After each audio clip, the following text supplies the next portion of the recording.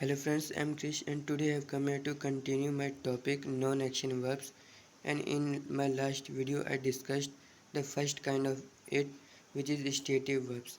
So in stative verbs I told you that we tell about the person's state, whether it is permanent or temporary, like he is a boy and right now he is sad.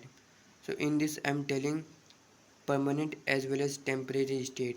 Permanent state is he is boy, which cannot change anytime, and he is sad.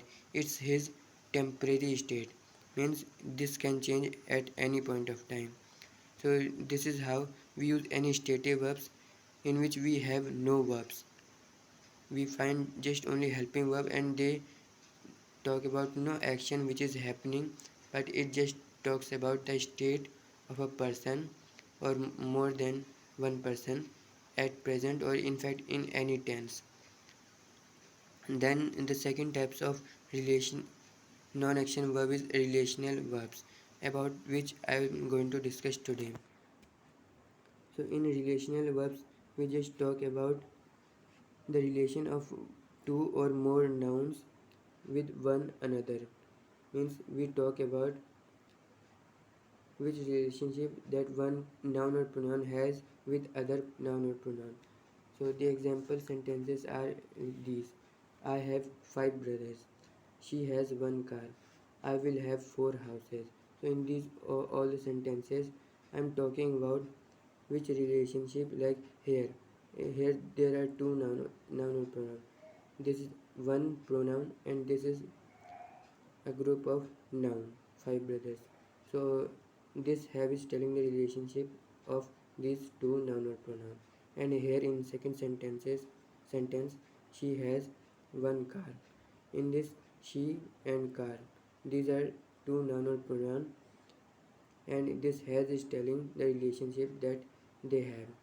So in all the sentences we have more than one noun or pronoun, and has or had or have or will have.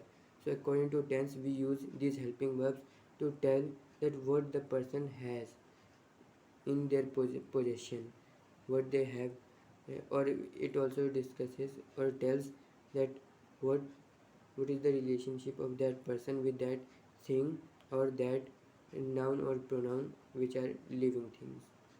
So this is the main topic of our today's discussion, relational verbs. Like this we can make any sentence in relational verbs using has, have, had or will have. If it is present tense then we use either has or have. If it is in past tense then we use had, and if this is in future tense then we use only will.